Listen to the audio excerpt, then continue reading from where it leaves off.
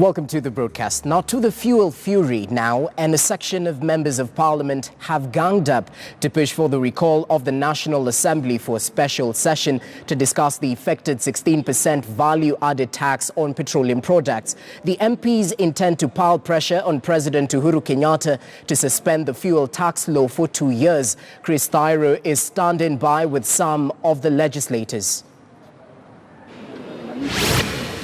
Well, very good afternoon to you, Rogers, back in studio. As you correctly put it, at Parliament buildings with a number of members of Parliament. Remember that since Saturday evening, Kenyans were forced to dig deeper into their pockets after the fuel prices were increased, following that directive by the CS for Treasury, Henry Rotich, to effect the taxes on fuel products. And what we know is that last week, members of Parliament passed an amendment to that finance bill, which is before President Uhuru Kenyatta, and we expect that he might either sign it or decline to sign it into law. But since that amendment emanated from this House National Assembly, what we know is that members of Parliament are also planning to recall a special sitting for the National Assembly. And right now, I'll be joined by Godfrey Osotsi, who is the Vice Chair of the Implementation Committee. Well, kindly tell us to speed on how or the plans you have to ensure that you cushion Kenyans from the high prices of fuel. Thank you very much. As a committee, the Committee of Implementation will be meeting tomorrow to discuss the implementation of the 16% VAT on petroleum product. As you are aware, Parliament passed a resolution to amend the VAT Act 2016 so that we can postpone the implementation of the application of VAT on petroleum product for another 2 years. But we have seen the Energy Regulatory Commission, following the announcement of the CS for Treasury, has gone ahead and applied the 16% VAT on petroleum products. As a committee that is allowed by the standing orders to follow up on the implementation status of resolutions of the House, we are empowered to follow up on this matter, and we will be making a decision on the way forward. But critics have questioned this bill or this amendment has been lying in Parliament. Why wait until the 1st of September to approve it? Yet you had all that time since it was suspended in 2016. Well, I want to tell you that the bill we are talking about is the Finance Bill 2018. The Finance Bill only comes after the budget. And the Finance Bill was brought to us by the government side to discuss it. So if there is any delay, that delay was caused by the executive, not by Parliament, because we were responding to the resolutions that are contained in the Finance Bill 2018. So Parliament has done its part as an organ that represents Kenyans, and we have made a decision that it is not the right time to apply the 16% VAT, because the cost of living is already high. If you add on the VAT 16%, you are going to make the situation worse. And the other thing is the CS for Treasury must understand his role and the role of Parliament. The role of Parliament constitutionally is to enact laws, and the laws includes bills, acts of Parliament, and delegated legislation. Let me cut you so that I bring your colleague from Saboti, Caleb Amisi. He's preparing some motion. You are drafting some motion to recall for a special sitting. Maybe kindly tell us so far, have you presented it to the relevant people so that it can be approved? Yeah. Thank you, Chris. The letter is currently with the minority leader. I've written to the leader of minority as per the standing orders 29.1, so that he can, through the office of the Speaker, recall members of Parliament. You can see we are on recess, but some of us are here on a behalf of activities trying to save our 190 from these exorbitant prices. But remember, Chris, the power, the Constitution, under Article 1, the sovereign power belongs to the people of Kenya, and it is only delegated to the members of parliament. Now, it is as the members of parliament, using that sovereign power from the people, who have passed that resolution, who have passed the amendment on the financial bill.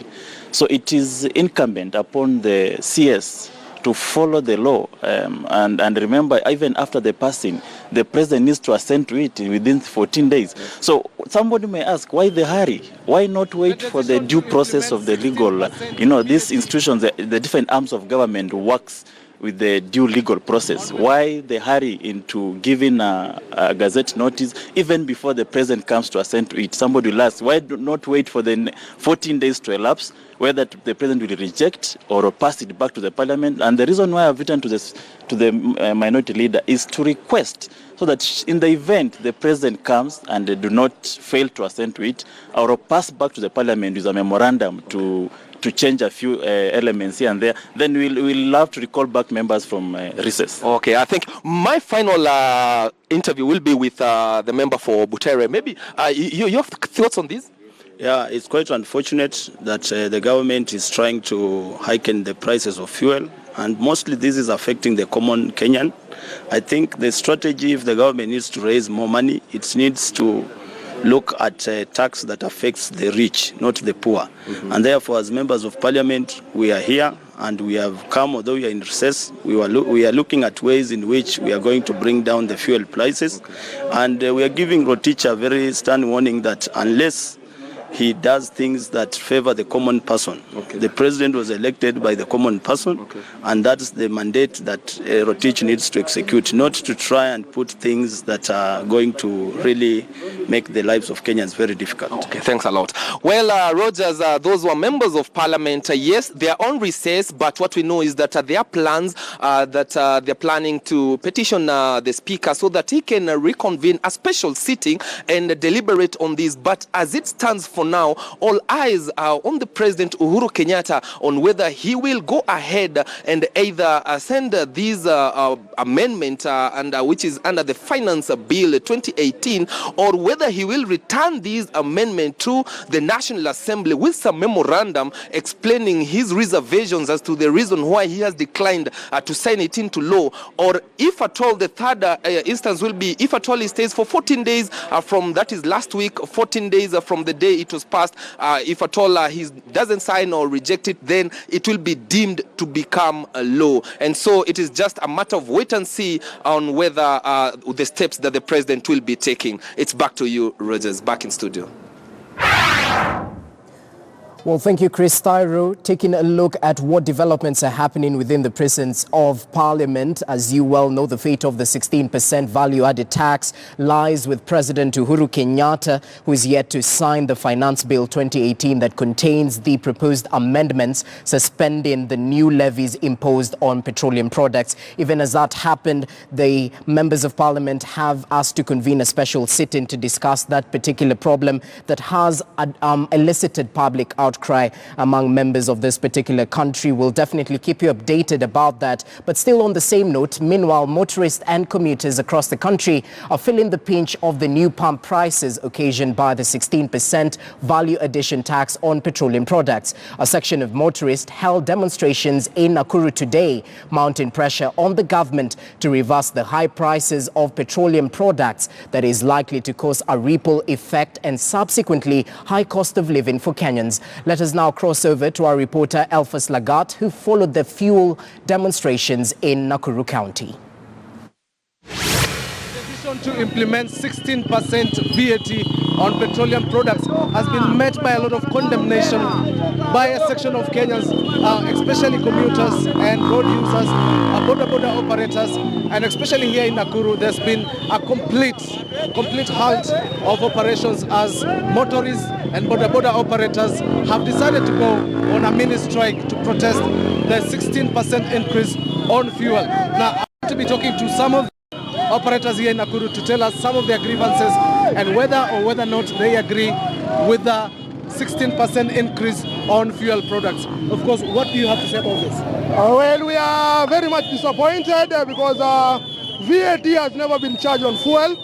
And you see now the repercussion of this is actually the cost of living for ordinary wananchi and also investors and the business community. The cost of doing business is going to shoot up, and we were not ready for this. So we are saying that we need a rethink of this, because we know that there was a bill at the National Assembly fronted by Suna East MP Mohamed Junet, and overwhelmingly all MPs supported the same. We are shocked that the Minister, the National Treasury and Kenya Revenue Authority want to impose a levy which is exploitative to poor Kenyans. We are saying, as Nakuru, in terms of our central location in this country, we are serving the whole of this country and the whole of East Africa region. This is actually unacceptable. Thank you very much. Of course, let us also speak to your friend also to give us perspective on this. What are the repercussions that you read into this 16% levy on petroleum products? But automatically, the 16% is going to affect the common mwananchi, and it's no more. And then the economy of this country is not going to grow, because the moment you don't improve the lifestyle of the common mwananchi, then it means that the economy is not going to grow, and that is exactly what is going to happen. So what is happening is that the common mwananchi is going to be affected directly with a 16% increment, which is not good. It's not auguring well to this country. So what we need is only the common mwananchi to enjoy that is in his own country, but not to feel like he's out of this country.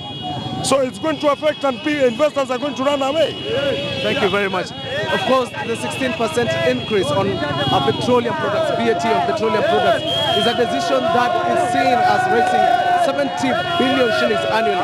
But of course, most of the residents across the country here in Nakuru are protesting, saying this is going to affect the cost of living, it's going to catapult the cost of living in Kenya. Back to you,